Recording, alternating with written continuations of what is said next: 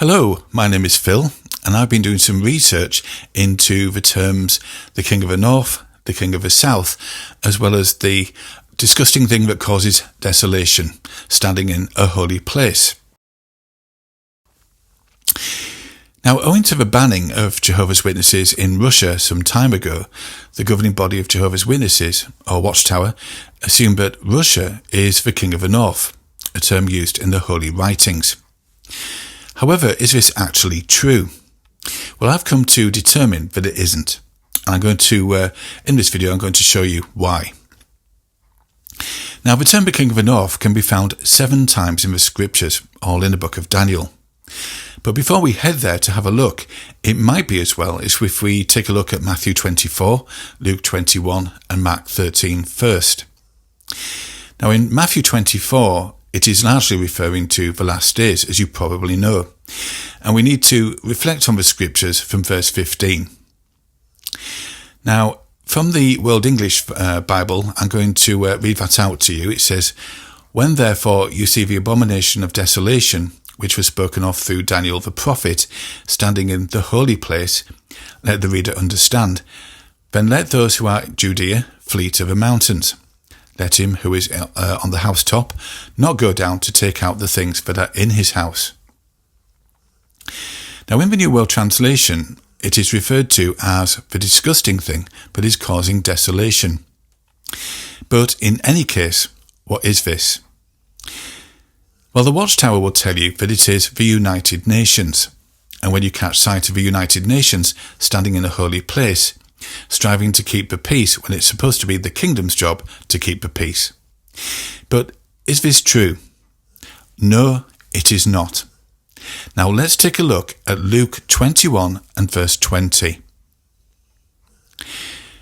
"But when you see Jerusalem surrounded by armies, then know that its desolation is at hand. Then let those who are in Judea flee to the mountains." Now, did you notice how it said Jerusalem surrounded by armies? So the holy place then must be Jerusalem. The disgusting thing, or the abomination, is to surround Jerusalem. Now, would the United Nations, a peacekeeping organisation, surround the city of Jerusalem to siege it? If it is the United Nations at the gate, people would certainly not be fleeing away from it, would they? But what about Mark 13? Well, from verse 14 of Mark 13, it says, "When you see the abomination of desolation spoken of by Daniel the prophet, standing where it ought not, let the reader understand, then let those who are in Judea flee to the mountains." So who is it at the present time who is causing desolation in the Middle East? Granted, albeit in retaliation, it is Israel that is causing desolation in Gaza, Lebanon, and now even in the West Bank, specifically in the Jenin area. Now, interestingly, Jenin is the West Bank, and it resides just 30 minutes south of Megiddo. Now, as you will more than likely know, Megiddo or Mount Megiddo is the place mentioned in Revelation where frog-like expressions or deceptions mislead the kingdoms of the earth to rendezvous for the great battle of Armageddon. Now let's take a look at Revelation chapter 16, verses 13 and 14. "I saw coming out of the mouth of a dragon, and out of the mouth of a beast, and out of the mouth of a false prophet, 3 unclean spirits, something like frogs, for they are spirits of demons, performing signs, which go out to the kings of the whole inhabited earth, to gather them together for the war of the great day of God the Almighty."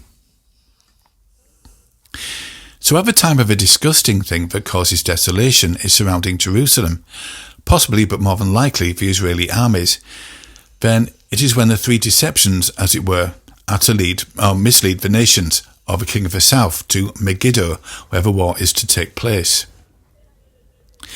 Now let's take a look at Daniel chapters 11 and 12, where we find the mentions of the king of the north as well as the king of the south, and the disgusting thing that causes desolation. Now we really need to read all of both of these chapters. So after this video, please consult your Bible and read chapters 11 and 12 in private. For now, though, I'm just going to emphasize some points raised in these particular chapters of Daniel. So what is now Iran was where Persia once existed, although Babylon was actually is what is now Iraq. Daniel mentions that Persia in the future would be 3 kings or countries, except there will also be a 4th territory that will be far richer than all the others. Now these countries are possibly Iran, Turkey, Egypt and Afghanistan. Greece, as foretold by Daniel, would one day take over Persia, and it did. Now verse 5 tells us that these countries are the king of the south. But one of these 4 kingdoms, possibly Egypt, would be the most dominant. Now the king of the south, assuming that it is Egypt, comes to the king of the north, assuming that this is Israel, and makes an agreement with it. Now could this be the recent ceasefire in Gaza? Well, it's possible, isn't it? However, according to Daniel, this agreement does not last because of the lack of strength in its arm, as it were. It then talks about a shoot from the king of the south who would approach the army and enters the fortress of the king of the north and deals against them. Because the shoot comes from Egypt, all the spoils will be taken to Egypt. The king of the north then comes into the realm of the king of the south and returns into his own land. The king of the south is then angry at the king of the north and fight with the king of the north, but they will not prevail.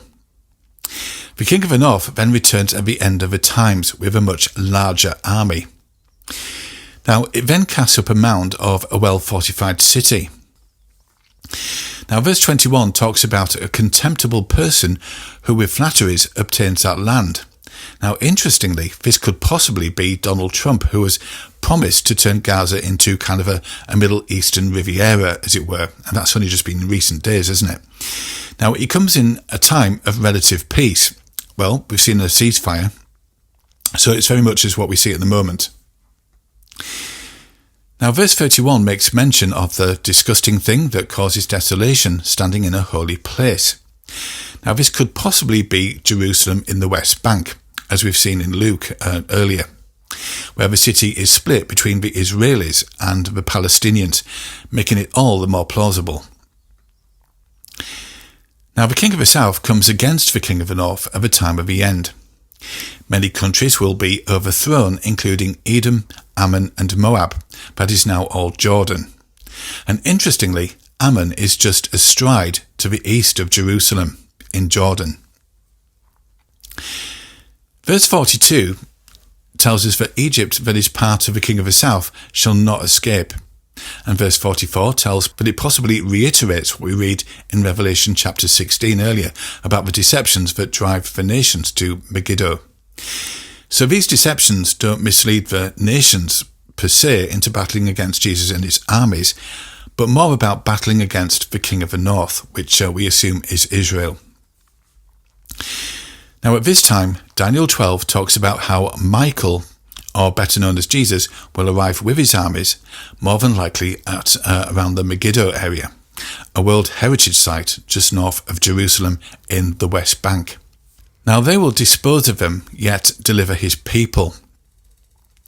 But what matters to us is that some of these things are happening right now, and it's only a matter of time that the Israeli armies sweep across West Bank into Jerusalem, as well as the Jordan. Now when you catch sight of a disgusting thing causing desolation standing in a holy place, so we're assuming that'll be Israel standing in a holy place, Jerusalem, flee to the mountains.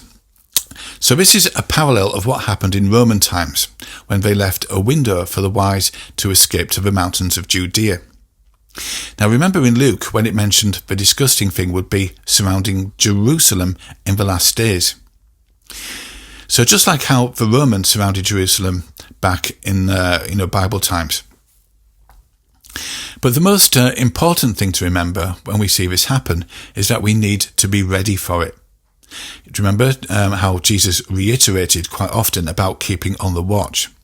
In fact, he had a series of parables about keeping on the watch in the last days.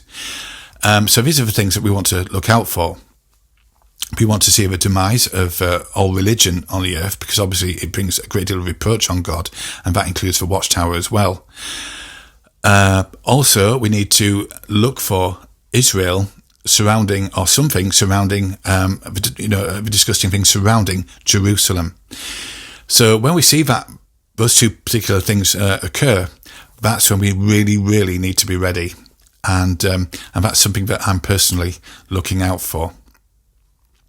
So I hope you enjoyed my research, and I look forward to speaking to you again soon. Please take care of yourselves out there, and keep up the good work. See you later. Bye for now.